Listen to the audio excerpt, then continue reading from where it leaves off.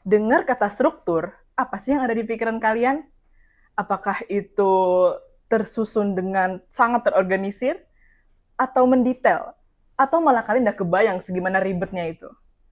Oke, tapi kalian tahu nggak sih, kalau peer group tersebut, itu malah peer group yang paling ramai loh. Kalian tahu kenapa? Hai semuanya, aku Talita dan selamat datang di Obras Kupas Kupas tuntas. Tuntas. Oke, jadi kita sudah kedatangan nih narasumber yang nggak kalah kerennya hari ini, yang bakal nemenin kita ngomongin peer group struktur. Boleh dong kenalan dulu Abang dan Kak? Oke, aku mau kenalin diriku dulu ya mungkin. Namaku Rivaldi Silva, aku dari Teknik Sipil Unila Angkatan 21. Aku Bella Kemalapsari, aku Teknik Sipil Angkatan 21. Oke, teman-teman. Tapi sebelum kita masuk nih ke alasan kenapa peer group struktur itu termasuk yang paling ramai ya, kita mau kenalan lagi nih. Dari Bang Rivaldi dan Yeah. Kak Beka, itu apa sih matkul yang disuka dan kenapa? Oke, matkul yang disuka ya. Oke, mungkin bisa dari aku dulu ya. Boleh, boleh. Oke, jadi dariku pribadi sih sejauh kita kuliah teknik sipil ya, matkul yang menurutku paling menarik bagi diriku sendiri itu adalah matkul-matkul yang berhubungan dengan perhitungan, which is itu mengarah ke struktur. Karena kita tahu ya dari kita maba pun pas kita masuk semester 1 itu kita udah disentil tuh sama matkul struktur ini yang kita kenal dengan mungkin istilahnya statika. Nah, setiap semester kan terjadi penambahan tuh matkul struktur, statika, AST, ASTT, beton, dan ketika ngambil peminatan pun ada matkul yang namanya teknologi beton lanjut. Dari ketika saya menjalani semua itu, ternyata dengan belajar struktur tersebut jadi semakin membuka pengetahuan saya ya terkait ke teknik sipilan itu. Ternyata struktur ini nggak serta-merta sesederhana itu. Jauh lebih kompleks di dalamnya. Semisalnya ketika kita belajar teknologi beton lanjut, di situ kita belajar kalau beton itu nggak serta-merta terdiri dari semen, pasir, agregat, dan sebagainya. Ternyata di dalam beton pun masih banyak teknologi yang diterapkan gitu. Dan ini semakin membuka wawasan saya bahwasanya wah sipil ini khususnya dalam bidang struktur itu masih banyak yang perlu kita pelajarin. Seperti itu sih. Wah, menarik banget ya. Dengerin sekilasnya aja itu kita udah bikin banyak banget pertanyaan ya. Wah, emang apa sih? Emang apa sih sebenarnya yang ada di dalam beton itu? Emang nggak cuma itu doang ya?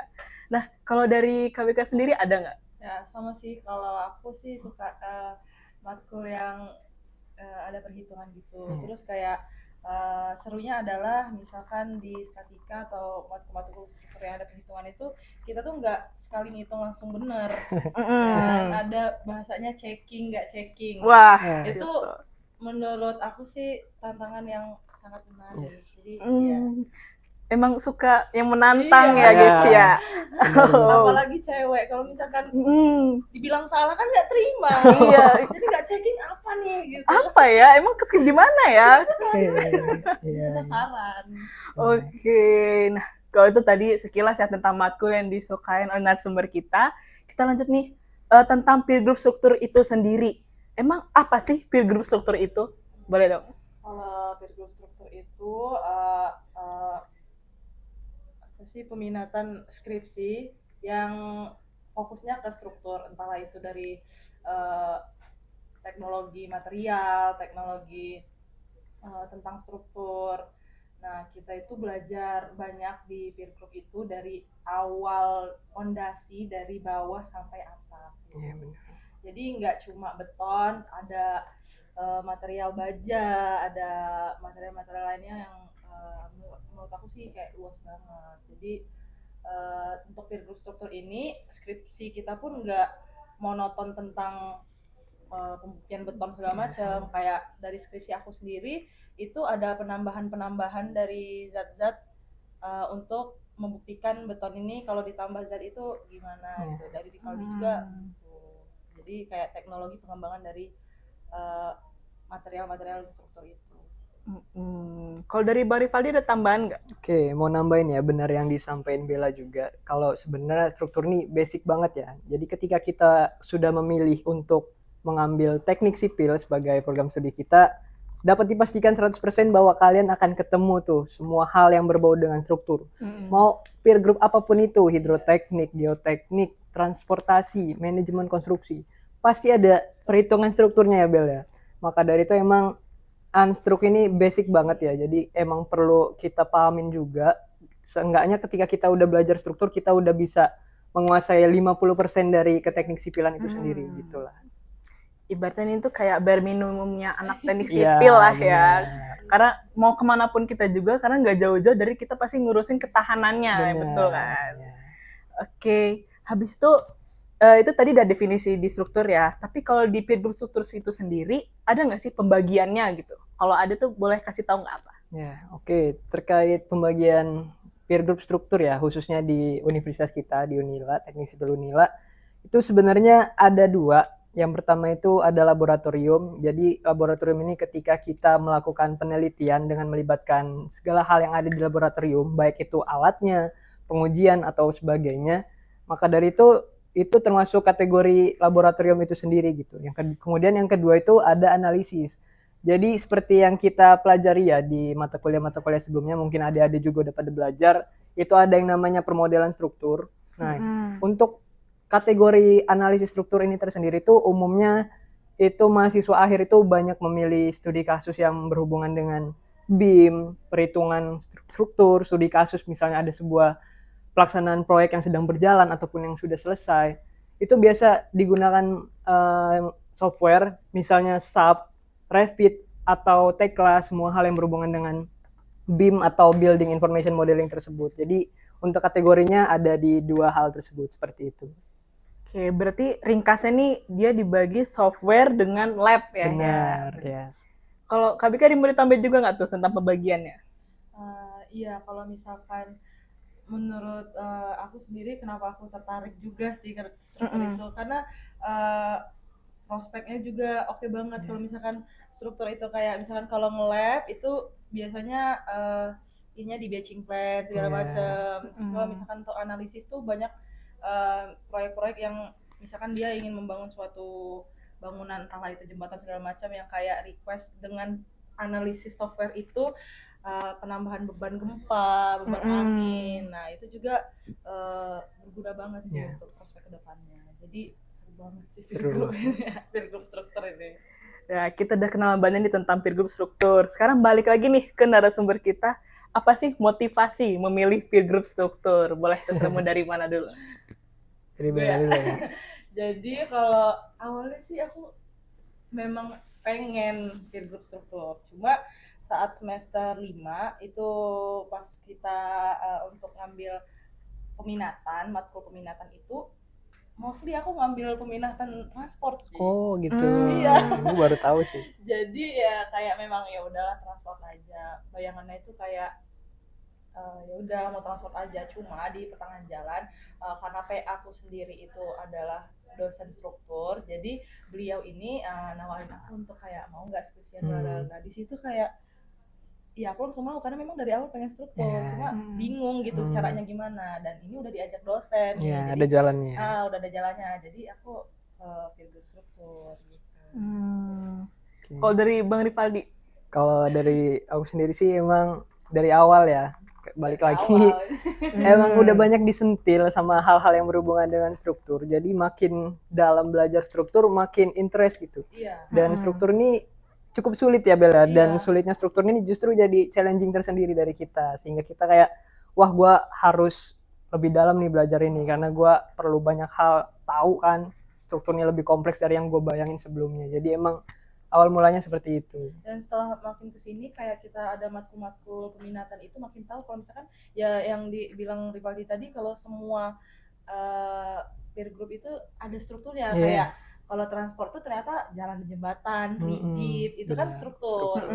Kalau misalkan air ya bendungan segala macam, itu pintu air gitu, kayak struktur. Jadi kayak makin yakin aja buat ngambil peer group struktur ini. Oke. Terus ngomongin yang tadi ada challenge ya, matkul yang dipelajarin gitu kan. Nah ini matkul apa aja sih yang dipelajarin di peer group struktur itu?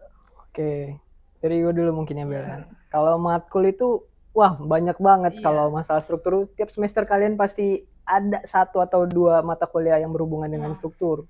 Ketika maba kalian belajar statika atau mungkin S general itu orang-orang taunya mekanika teknik ya. Nah peningkatan semester juga ya semakin dalam gitu belajar statika tersebut. Ada AST atau analisis statis tertentu, kemudian ada ASTT atau analisis statis tertentu, kemudian ada permodelan struktur, ada beton yang berhubungan dengan balok beton bertulang, kemudian ada beton juga yang berhubungan dengan pelat dan kolom. Makin dalam lagi ternyata itu ada teknologi-teknologi beton yang harus kita pelajari juga kayak di mata kuliah teknologi beton lanjut tersebut, ataupun ada yang namanya pre-stress ya, atau yang kita kenal dengan beton prategang seperti itu. Jadi banyak banget untuk belajar mata kuliah struktur itu. Ya, kalau kita karena aku dan Revolving Lab itu menurut aku setelah aku sadari matkul yang sangat-sangat bersentuhan dengan laboratorium itu ya teknologi bahan. Teknologi bahan, pasti. Iya. Terus tuh kalau untuk teknologi dari struktur itu aku menarik sama ferrosman ya. Ferrosman. Iya. Iya, Apa iya. itu? Boleh Ferrosman kasih itu tunjuk? beton tipis yang Oh. dia tulangannya nggak pakai besi tapi kawat ayam gitu. Hmm. Kayak misalkan bangunan Siger yang di Bakauni itu Yeah. kan dindingnya dari ferrosman. Oh. Gitu. Jadi ada beberapa matkul yang setelah kita pelajari itu ya kayak menarik juga. Struktur ini banyak yang menarik Iya, sih. benar. Ya, struktur kayu kan ya. Struktur kayu, Oh, benar. Sampai kayu juga ya. Iya.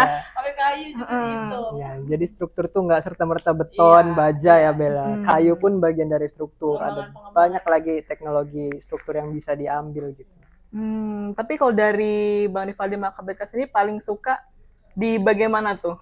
Di yang apakah betonnya atau yang di kayunya menurut KBK sama Bang Rivaldi? Dari Bella dulu aja. Ya, aku sih beton ya. Mm-mm. Karena kayak kalau misalkan lagi keluar jalan-jalan gitu, misalkan di Jawa itu kan ada tol yang apa sih, tol yang dari Jakarta ke Bandung itu kan MZ. menurut aku menarik sih, pilar-pilarnya itu Iya. kayak jadi makin penasaran kalau Benar. keluar itu makin melek gitu kayak Iya. ini gimana sih cara bangunnya, ini gedung ini gimana sih setinggi ini, Iya, kena iya. kena beban angin gitu Iya. kan. Jadi kayak Jiwa tekniknya kepanggil ya. misalkan rumahan yang dibangun di gunung kayak ngapain gitu. Iya. Apa minus plusnya, kenapa memang kontraktor bikin perumahan di gunung gitu. Jadi tiap jalan tuh mikir. Iya. Kalau Bang Rivaldi? Kalau aku sendiri sih setuju sama Bella ya. Beton ini menarik banget lah. Kayak ketika kita udah masuk teknik sipil nih, kalau kita jalan-jalan tuh udah bukan pengen nata jalan-jalannya aja, kayak merhatiin sekitar nih konstruksinya gimana. Oh, betonnya jadi kayak gini, ternyata bisa dari gini.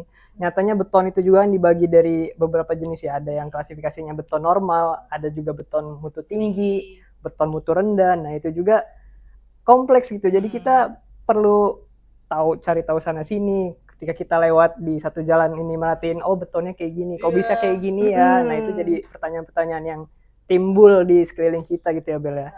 Trek MRT. Oh. Gitu. Udah sampai di titik ini belum? Tiap ngelihat bahan refleks.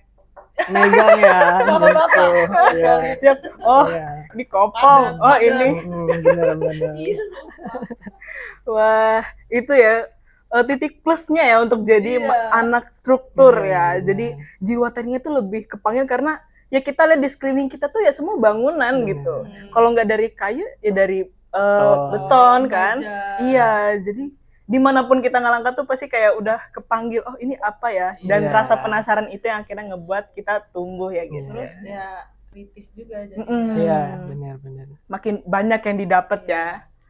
Oke, terus kalau kita nih udah bahas yang tadi, lanjut nih, kan kita udah bahas nih ada banyak macam apa ya di peer group struktur itu. Sekarang dari KBK dan Bang Rivaldi ini topik apa sih yang diambil buat skripsi? Kan tadi udah banyak ya kita bahas macam-macam struktur ya. Tapi apa sih yang akhirnya yang menjadi topik skripsi dari KBK dan Bang Rivaldi? Boleh deh. Boleh dari gue dulu ya Boleh, mungkin ya. Oke, jadi untuk topik skripsi gue sendiri itu berhubungan dengan teknologi dari beton itu sendiri. Tadi kan sempat gue singgung kalau kita belajar teknologi beton lanjut ya.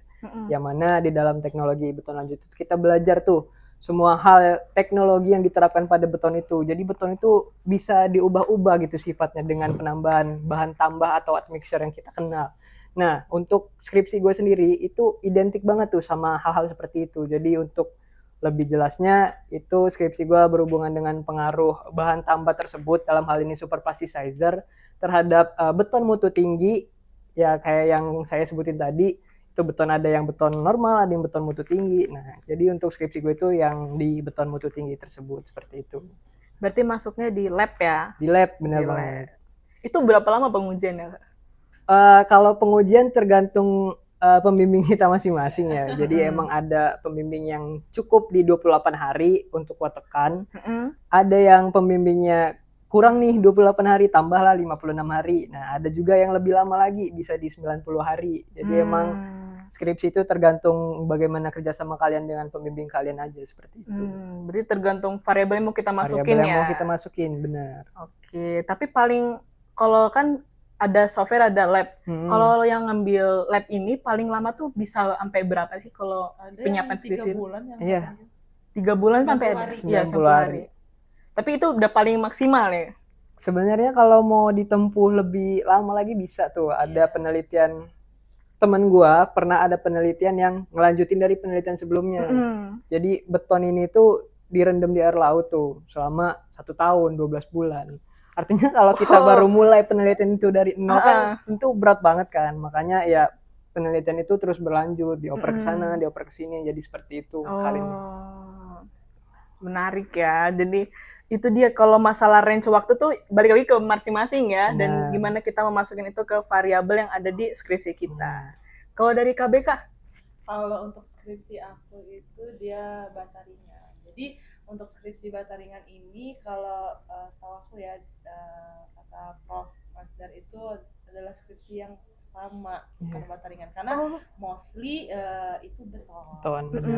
Jadi sebenarnya itu challenging juga buat aku gitu, karena kan belum ada penelitian sebelumnya yang dari kating-kating gitu tentang bata ringan, dan bata ringan itu nggak ada mix desainnya. Jadi ya itu sebenarnya jadi challenging aku buat gimana sih, karena kan yang kita tahu bata ringan itu dia berat jenisnya kurang dari air, kan dia mengapung gitu ya. Ngebuat bata ringan ini dengan material pasir, semen yang berat-berat tuh jadi ngapung itu, ya aku harus mikir juga gimana. Dan aku juga trial mix untuk bata ringan ini nggak cuma seminggu 2 minggu, 4 bulan mungkin di semester 7 karena berbarengan dengan acara sipil juga. Jadinya kayak ya kurang lebih 4 bulan. Dan untuk skripsi aku ini dia nggak serta-merta bikin bata ringan, tapi ya kayak Rivaldi ada penambahan zat adiktif gitu untuk pembuktian apakah sifatnya berubah atau gitu sih. Dan ya komunikasi dengan dosen juga, dia maunya gimana, karena ya kita ngikut arahan dosen. Jadi kalau yang bata ringan ini target atau penerapannya itu buat apa sama kayak bata pada umumnya apa gimana ini? Ya sebenarnya bata pada umumnya sih, karena bata ringan itu kan dia ada yang non struktural sama struktural juga kan. Dan bata ringan itu kalau boleh nggak sih diomongin? Boleh. Panjang kita sharingnya ya. jangan apa-apa. Bata ringan itu dia kalau ngapung tuh harus ada pori-pori di dalam batanya. Nah dia semakin besar pori-pori, kuat tekannya semakin kecil gitu kan. Nah kita mikir gimana caranya ya kuat tekannya ini nggak begitu kecil tapi dia bisa ngapung gitu. Dan kalau untuk aku sih untuk kuat tekan jatuhnya ke non struktural karena kuat tekannya di antara 2 sampai 3 MPa. Gitu. Nah kalau misalkan mau ngebentuk bata ringan dengan MPa yang besar, ya kuat tekan yang besar, nah itu perlu lagi penerapan parameter ditambah zat apa. Nah itu ya seru banget gitu, kayak nyampur gitu. Jadi eksperimennya ya. Mungkin karena gue sama Bella ini nge-labnya bareng ya, jadi gue cukup tahu lah keadaan Bella, bagaimana nge-labnya, bagaimana tricky dan sulitnya penelitian Bella ini. Nggak sekali 2 kali nangis ya Bella? Iya, ngulang terus. Benar, jadi emang ketika ngulang ya nggak perlu depresi juga ya Bella, nangis ya boleh lah saling standar. ngebantu aja. Benar, kita tetap harus menikmati setiap prosesnya lah ya Bella. Itu berarti nge-labnya dipandu atau kita dibiarin lepas, yang penting ini ruangannya gitu, terus udah kamu bereksperimen lah gitu, atau gimana itu? Kalau aku sih dilepas ya, cuma memang setiap sehabis kita ngaduk desain ya harus asis gini Pak, ada fenomena ini gimana ya baiknya gimana ininya, nanti dievaluasi dosen besoknya bikin dengan evaluasi yang dosen kemarin, bikin lagi gagal asis lagi gimana sih kalau aku. Asisnya berarti ke pembimbing dosennya. Iya, pembimbing satu. Oh. Tapi kalau di laboratorium itu tetap kita komunikasi sama staff-staff labnya Iya. juga. Karena kan kita mau pakai alat laboratorium tuh. Kita harus bertanggung jawab lah sama alat-alat yang kita pakai. Dan sometimes juga kita perlu bantuan mereka. Misal kita mau ngeoperasiin alat gitu, misalnya concrete mixer, itu kita perlulah bantuan mereka untuk ngejalanin alat tersebut gitu. Ada Jadi nanya-nanya juga sih. nggak serta-merta dilepas tangan ya Iya. Bella, tetap dibimbing. Bisa Bener. tadi. Terus itu berarti selama nge-lab itu dibagi kelompok atau indiv nih jatuhnya? Mungkin kalau dari penelitian gua itu kan gua sama Prof Niken, dan untuk penelitian ini sebenarnya fokusnya mirip-mirip, cuma emang jalannya masing-masing. Jadi untuk skripsinya misalnya gua pakai bahan aditif merek ini, kemudian merek A, kemudian teman gue yang lain merek B, merek C dan sebagainya. Nah, untuk pelaksanaan ketika kita nge-lab itu tentu bareng-bareng, karena nggak mungkin banget kalau dijalanin sendiri ya Bel ya. Sekecil apapun penelitian kalian, pasti kalian butuh orang lain gitu untuk ngejalanin penelitian itu. Apalagi ini kita nge-lab, perlu angkat sana sini, berat juga untuk angkat material itu sendirian. Jadi ya tetap kerja sama tim itu diperlukan lah. Gitu. Ya, dan untuk skripsi nge-lab ini enggak 1-2 sampel ya. Iya, Oh, bener. Rivaldi berapa? Gua total di 32 sampel beton mutu tinggi. Wah. Dan itu enggak sekilo 2 kilo batu. Oh, enggak. Iya, jadi kayak kadang 20 kilo berat gitu lebih. kan. Jadi ya emang saling ngebantu. Jadi ratusan kilo itu bisa lah naik turun, angkat sana, angkat sini. Itu kalau dilakukan sendiri susah banget pasti ya Bel. Lab itu jadi gym. Gym. Bener. Kita lanjut nih ya. Setelah masuk struktur, tadi kan dari KBK kan di tengah jalan kan, baru ketarik ke struktur. Tapi kalau Bang Rivaldi kan bener dari pertama nih, awal banget udah langsung kayak klik di struktur. Nah, setelah masuk nih kita ke peer group struktur itu, ekspektasi dari kalian itu apakah ada yang berubah in a good way atau in a bad way? Boleh dong di-sharing. Mungkin dari gua lagi ya Bel. Oke. Kalau ekspektasi jauh banget. Jadi ekspektasi gua di sini, nyatanya struktur itu di sini. Semua yang gua khawatirkan ketika pengen memilih konsentrasi struktur ini malah disangkal balik ya Bella dari pengaplikasian yang gua terima, apalagi dengan pembimbing yang benar-benar membimbing gua pribadi sampai selesai tuntas, bahkan 24 jam itu beliau itu siap banget untuk ngelayanin mahasiswanya untuk bimbingan gitu. Jadi emang semua hal itu yang gue khawatirkan itu malah nggak terjadi gitu. Terus itu ketika kita nge-lab tentu kan kita butuh dana ya untuk beli material atau sebagainya, dan nyatanya 80% dari pengeluaran gue dalam mengerjakan skripsi struktur ini dibiayain oleh pembimbing gue sendiri. Jadi emang sangat-sangat ngebantu, dan ekspektasi yang gue khawatirkan itu justru berbanding balik dengan yang gue terima gitu. Seperti itu. Kalau boleh tahu pembimbingnya siapa tuh?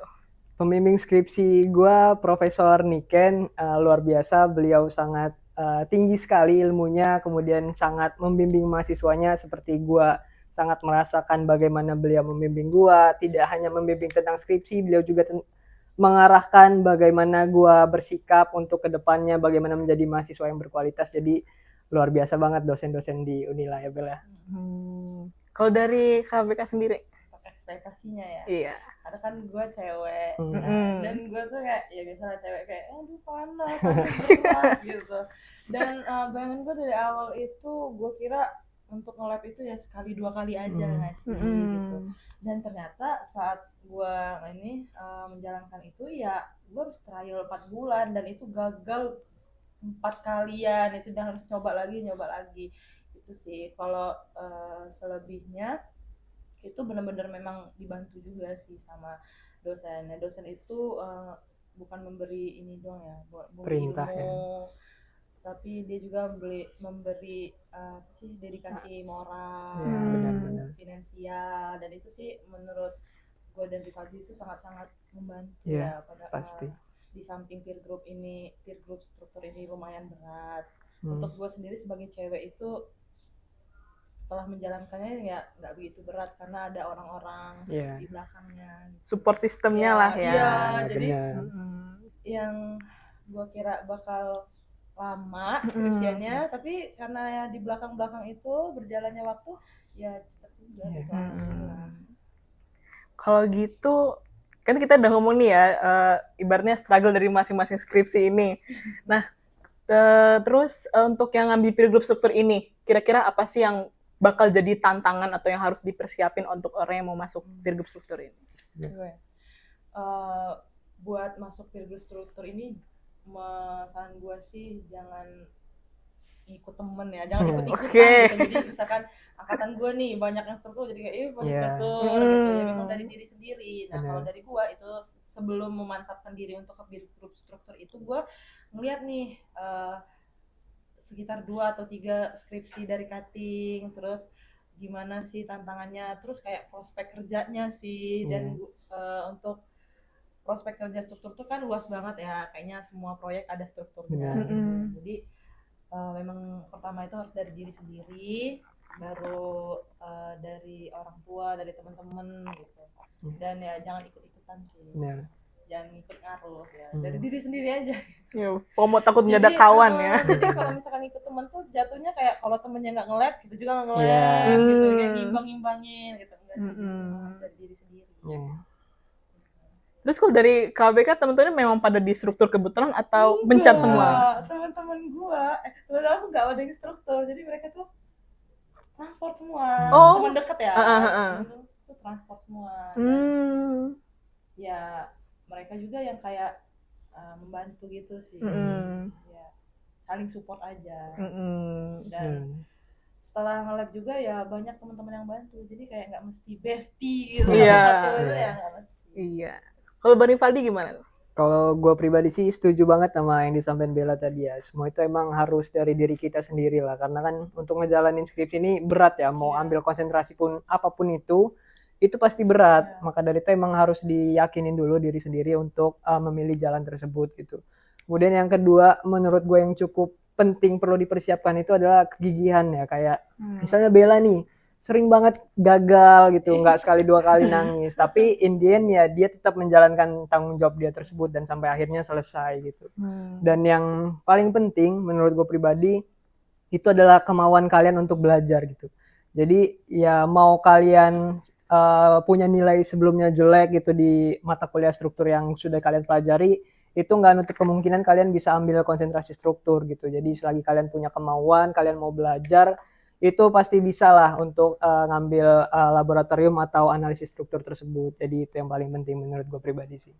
Oke, kita udah bahas nih tantangan-tantangan yang bakal kalian hadapin kalau kalian masuk peer group struktur. Tapi dari peer group struktur sendiri tuh ada nggak sih syaratnya gitu? Harus entah IPK apa, berapakah, atau yang matkul struktur harus berapa, itu gimana tuh? Ada nggak? Kalau IPK nggak ada. Nggak ada. Karena gue juga awal gue ditawarin dengan Prof Masdar untuk ambil peer group struktur ini, ya IPK gue juga kecil gitu. Dan untuk ya kalau IPK enggak sih, tapi ya mungkin nanti di semester 4, 5, 6 itu memang harus ngambil 6, 7 itu memang harus ngambil matkul peminatan. Itu minimal 6 SKS. 6 SKS atau 3 matkul, karena per matkul itu 2 SKS. Jadi kalian minimal misalkan mau ngambil struktur, itu ngambil 3 matkul atau 6 SKS peminatan struktur. Mau ngambil transport pun begitu, ngambil hidro pun begitu, dan memang itu sih syaratnya. Benar-benar. Nah, kalau KBK tadi kan katanya di tengah jalan baru ke struktur ya. Nah, jadi pas di semester 6 kan yang ngambil peminatan kayak gitu ya. Itu awalnya memang transport semua, apa nyelipin satu struktur atau gimana? Enggak, itu? Semester 6 aku transport semua, 3-tiganya aku transport semua. Tapi at the end semester 7? Iya, dan untungnya semester 7 juga ada 3 matkul struktur, jadi aku bisa ngambil. Kalau enggak, ya aku bakal semester 8 tetap ngambil matkul juga. Tapi untungnya di semester 3 ada matkul peminatan struktur yang ada 3 pas. Tapi kan dari semester 6 nggak diambil tuh. Matkul struktur semester 6 itu diulang lagi apa nggak apa-apa, yang penting udah ngambil struktur gitu? Iya, nggak apa-apa. Oh, jadi yang semester 6 ya udah, tapi yang penting lanjut ngambil struktur gitu ya? Kalau semester 6 kayaknya 2 sih, bukan 3. Dua matkul peminatan transport. Oke. Kalau Bang Rivaldi gimana? Yang disampaikan awal. Bella udah cukup jelas ya. Cuman kalau gue pribadi interestnya dari awal. Kalau untuk syarat-syarat itu ya IPK nggak ada, nggak ada sama sekali batasan minimum untuk ambil struktur itu nggak ada. Mau di struktur pun atau konsentrasi lain pun nggak ada itu. Cuma untuk syarat yang paling penting itu benar yang disampaikan Bella, kalau at least ambil 6 SKS konsentrasi yang kalian pilih untuk dijadikan bahan skripsi kalian gitu. Seperti itulah, cukup jelas kok. Nah, kita udah kenalan banyak banget ya tentang peer group struktur ini. Boleh nggak sih sekarang kita kasih nih tips dan saran untuk civilians yang mungkin lagi bingung atau masih banyak nimbang nih mau masuk peer group apa, atau mungkin mau masuk peer group struktur juga masih on and off gitu. Boleh dong, Mbak? Oke, dari gue dulu mungkin ya Bella. Jadi kalau saran dari gue pribadi sih, kurangin rasa kekhawatiran kalian ya. Jadi ketika kalian ketemu mata kuliah struktur, misalnya dapat nilai jelek, itu jangan dijadiin sesuatu yang menahan kalian untuk ambil peer group struktur ini gitu. Jadi tetap pada kemauan kalian. Kalau kalian emang udah settle banget mau ambil struktur, ambillah, jangan takut dengan semua yang sudah kalian alami, dengan segala kekhawatiran kalian, karena pendirian dan kegigihan kalian itu emang harus ditanamin dari awal untuk ngambil dari skripsi struktur ini gitu loh. Kemudian yang kedua, ya nikmatin setiap prosesnya. Jadi pasti banyak ketemu gejolak sana, gejolak sininya, banyak ketemu trouble-nya. Sekiranya kalian udah nikmatin itu, ya udah mau ketemu bagaimanapun hadapan problem-problemnya itu pasti bakal lewat sih. Mungkin itu dari gue. Kalau dari aku sih ya benar kata Rivaldi. Terus menurut aku juga pikirin prospek kerjanya juga. Kayak bayangin nih kalau kita kerja di mana. Nggak mesti struktur juga ya. Misalkan ambil transport, MK, segala macam tuh dicari tahu dulu prospek kerjanya gimana. Atau juga kita lulus dari teknik sipil ini ya kita bawa ST gitu. Nggak ada embel-embel struktur langsung gitu. Jadi ya dari diri sendiri dulu harus nentuin mau yang ngambil yang mana. Berarti tumbuhin minat dulu ya dari diri masing-masing. Lanjut, oke. Terus kalau bisa mengulang waktu nih dari KBK dan Bang Rivaldi, kalian tetap milih peer group struktur atau pindah setelah dapat ekspektasi yang seperti ini? Dari Bella dulu aja. Kalau aku sih tetap peer group struktur, tapi mungkin ya kalau bisa diulang ya, yang gue ubah, gue pengen ngambil peminatan dari semester 6 dari awal harusnya ngambil peminatan struktur. Justru malah nyesel ya nggak ambil dari awal. Iya, jadi harusnya itu memang pengennya sih semester 6 itu ambil peminatan yang emang udah struktur. Nah semester 7-nya ya mungkin mau tahu tentang MK, mau tentang apa, bisa lebih explore lagi gitu kan. Jadi yang gue sesalin adalah sekarang ini malah ya peminatan yang diambil ya cuma transport dan struktur gitu. Jadi kayak agak kurang explore sih. Kalau misalkan bisa diulangin waktunya ya pengen gitu. Dari awal ambil struktur dan semester 7-nya ya baru explore. Dari Bang Rivaldi? Kalau gue pribadi sedetik pun gue nggak pernah ada pikiran mau ngelirik peer group lain ya, karena emang setia banget dari awal emang anak struktur banget. Jadi ya udah mantep banget, setiap progresnya juga udah sesuai rencana gue lah. Cuma emang bener yang disampaikan Bella tadi, seenggaknya ketika ngambil peminatan bisa ambil lebih ya Bella, bisa belajar explore terkait peer group yang lain juga buat jadi gambaran, karena ya kita lulus kita bukan serta-merta belajar struktur doang kan, kita perlu tahu pemahaman lain tentang peer group lain. Iya benar, karena di lapangan semua itu bakal kolaborasi gitu, jadi kayak gitu. Oke, kita udah banyak ya kupas tuntas tentang peer group struktur ini. Buat civilian, semoga setelah menonton ini kalian udah lebih terjawab ya pertanyaannya tentang peer group struktur. Dan semoga apapun itu pilihan kalian, yang penting kalian tetap ke minat di diri kalian masing-masing. Oke, jadi sekian untuk podcast hari ini ditemani KBK dan Bang Rivaldi. Aku mau ngucapin terima kasih banyak udah ngeluangin waktu dan tenaga untuk datang hari ini nemenin kita bersama dengan podcast Obras Kupas Tuntas.